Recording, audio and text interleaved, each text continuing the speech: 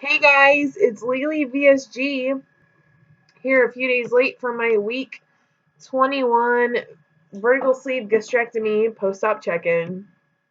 I know I haven't checked in since Thanksgiving. I feel like I don't even know my own name right now. So I do apologize for being absent. Um, I hate it, so I'm going to try to get my act together to be doing my videos regularly as well as my side-by-sides on Instagram, because I know when I miss a week, I shortchange myself just as much as I do anyone who's watching my videos for inspiration, because I know when I look back, I'm going to have weeks that are missing. So I do apologize. Um, try to do better. It's been nuts. Before I get into all of that, I'll do my spiel. Let me get my paper. I was sleeved in Atlanta, Georgia by Dr. Paul Masick on July 13, 2016 at Northside Hospital. My highest weight at the beginning of this journey was 288. Date of surgery, I was 269. When I checked in with y'all at Thanksgiving break, I was 204.8. As of this morning, I was 200.2. That's a loss of 4.6 since my last check-in.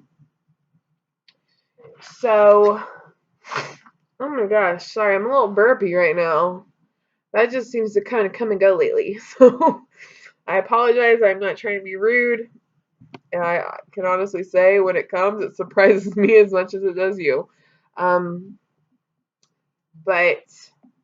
I did my math wrong, so let me tell you what my percent of excess body weight is lost.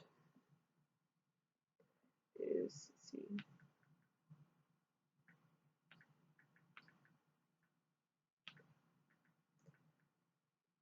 I am down 68.6% of my excess weight, with my current goal being 160.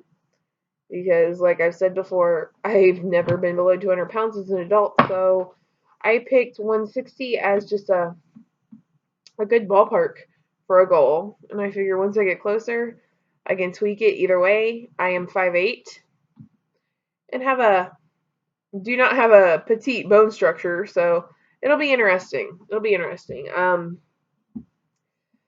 Gosh, I kind of just decided to do this video on a whim when I sat down at my laptop to do something else. So I guess I'm just kind of gonna just wing it.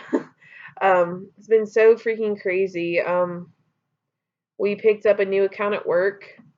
I guess it would help if I kind of explain what I do. I'm a litigation adjuster for an insurance company, kind of.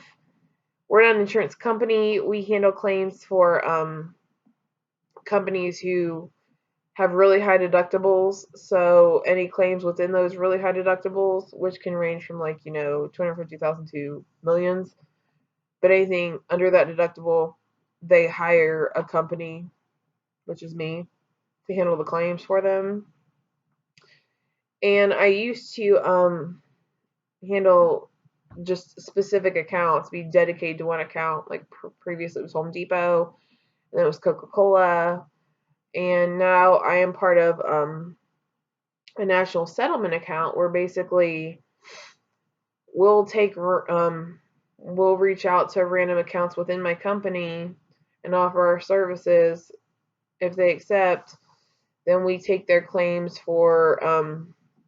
we take a batch of their claims for about 6 months at a time, like their old, dirty, nasty, disgusting claims, in an attempt to settle them and wrap them up for them.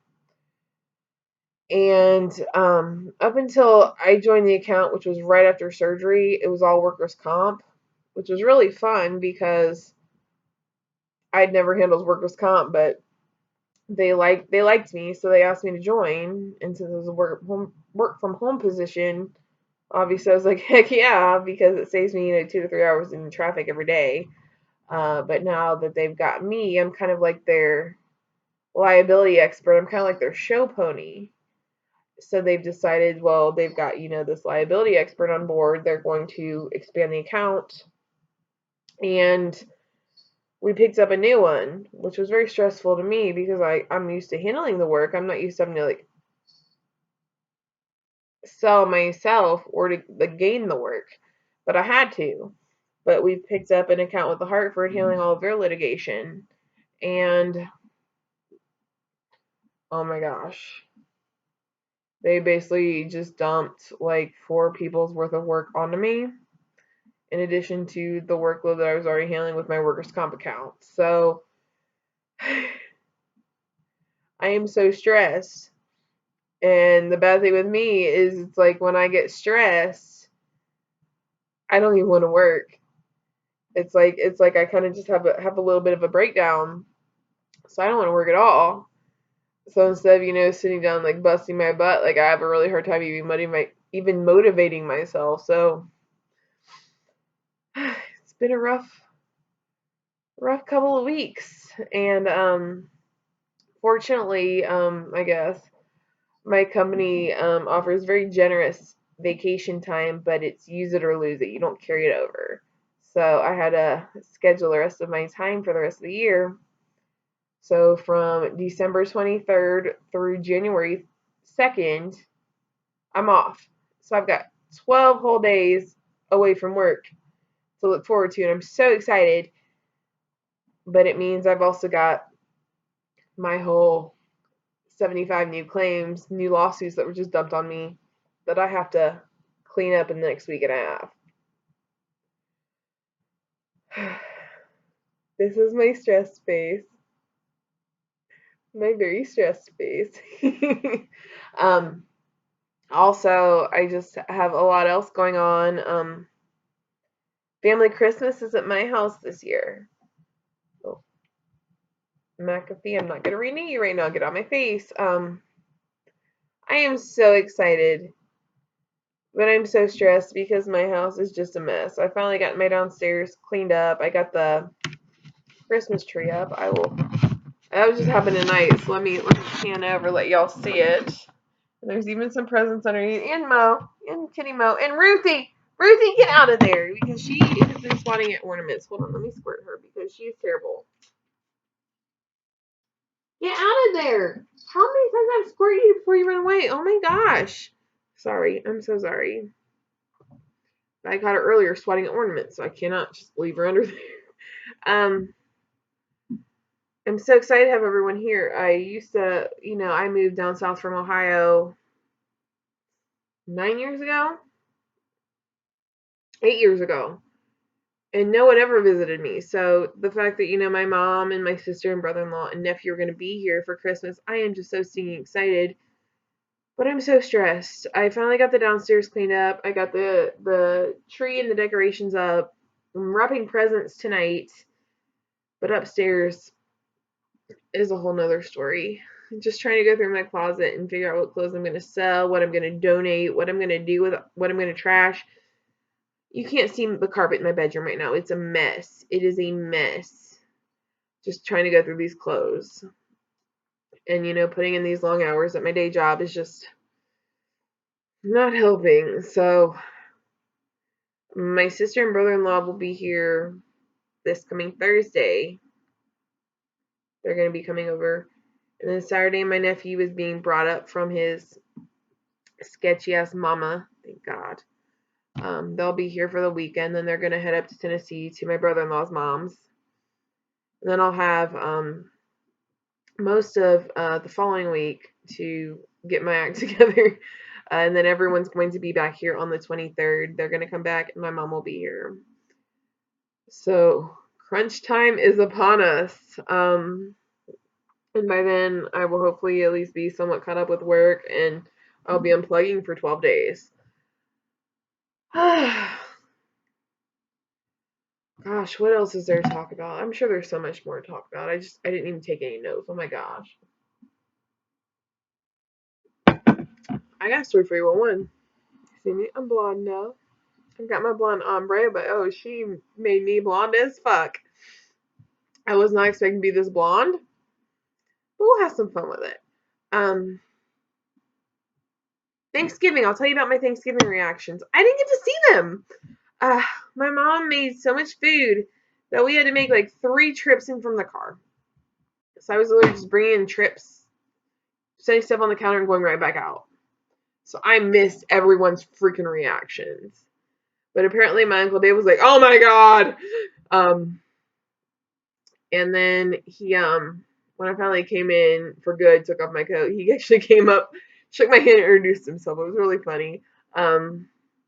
My cousin told me later, she was like, "I was just standing there once everyone got there, and I was just scanning the room for you, and I didn't see you. Then I finally looked over and realized I was standing right next to you." So that was funny. That was funny. It was also kind of funny to see my cousins who have just gone into college and just graduated college. They've chubbed up.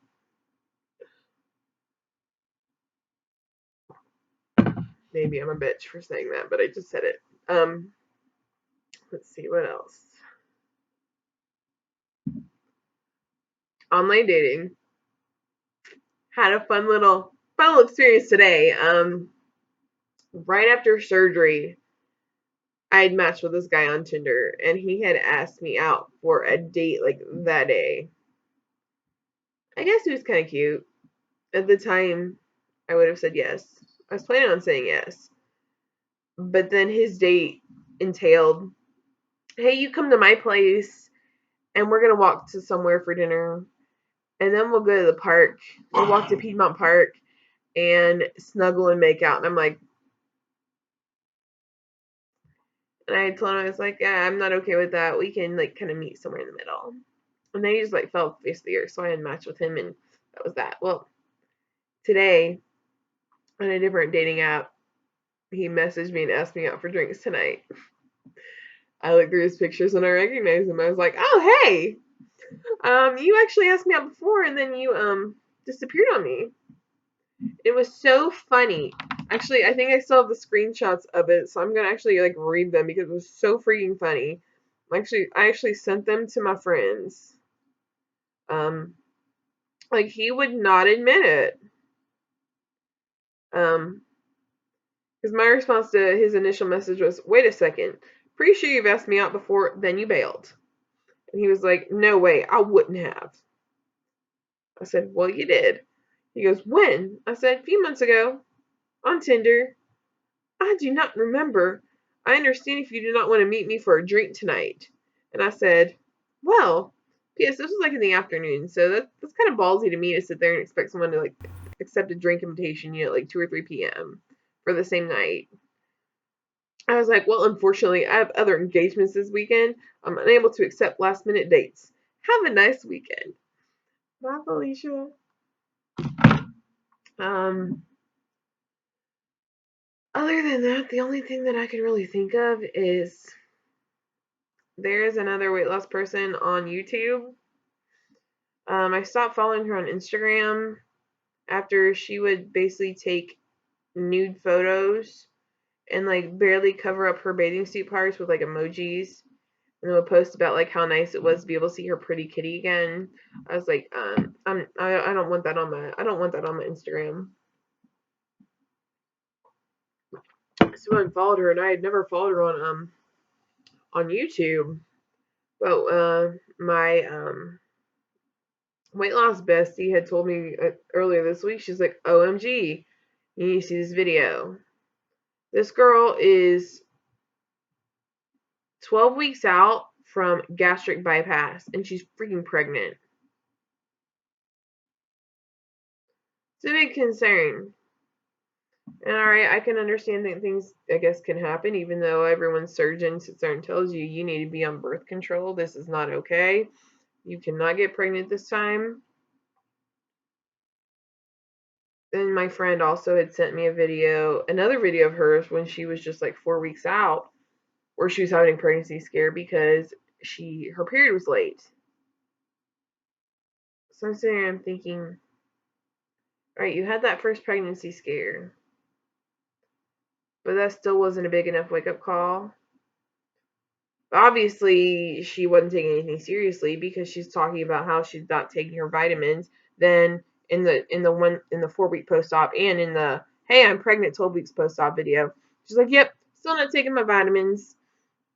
Also talked about on Thanksgiving, people commented about, oh, you're gonna eat that much based on looking at her plate. So she actually left the room and sat there and ate on her plate for 4 hours. That tells me that was a big ass fucking plate. And I mean, I'm not one to sit here and hate on anyone, but just from the videos of hers that I've watched and what I saw her post on Instagram before I unfollowed her, seems like it was one of those people. It was like Penny on My 600-Pound Life, who just thought a surgery would just magically fix everything, and they wouldn't have to do any work.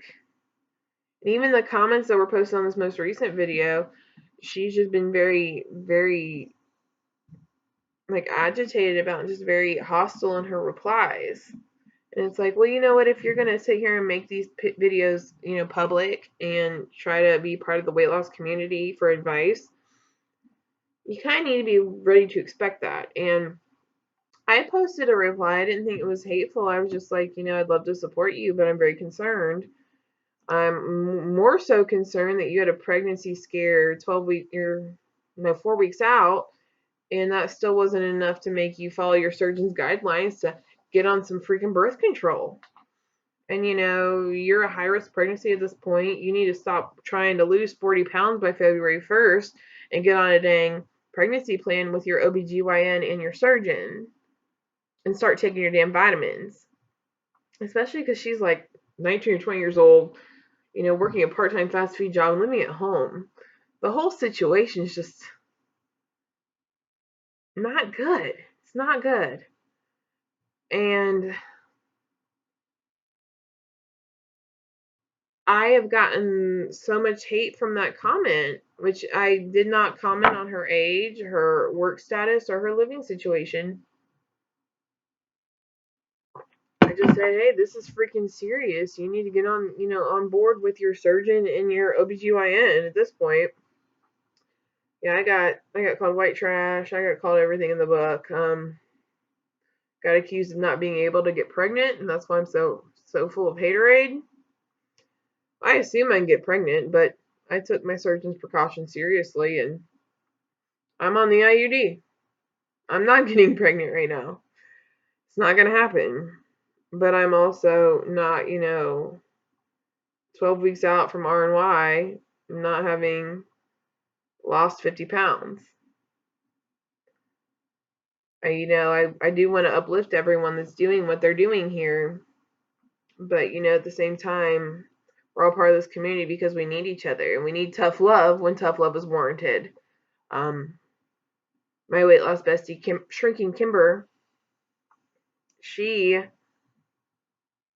will kick me right in the ass, slap me right in the face verbally if I am out of line. There have been times before where I've gotten really off track mentally and emotionally and was not being the type of person that I wanted to be or the type of person she wanted to be friends with. And you know what? What she did, she kept her distance for a few days, and then finally she leveled with me and said, I'm not okay with what you're doing. And it was a big old wake-up call for me. This whole process is new to all of us. We're having to learn who we are. We're having to relearn who we are. We don't have our vices anymore. We can't emotionally eat. We can't smoke. We can't, go out and binge drink. We are just completely different people. We don't identify with who we used to be because, I used to be almost 300 pounds, and now here I am, 200.2. I don't know who the hell I am half the time. And not only is it a physical struggle, it is mental and emotional as hell. So we need each other. So the thing is, I just feel like if you're not willing to sit here and take advice from people and you just want to make excuses and do what you want to do, then do it. But make your videos private. Take yourself out of the weight loss community. Sorry, end rant. I'm going to wrap it up because I'm going on 20 minutes. And I still have a bazillion and 12 of my nephew's presents to wrap. So I'm going to get on it because it is 1 a.m. So I will talk to you all in a few days, hopefully from Wonderland. But I am so sorry I've been absent. I've missed you all. I love you. You're amazing, and I have been watching from afar on Instagram. I've just been, I guess, a quiet spectator, but y'all are so freaking fantastic, and I will talk to you soon. Love you.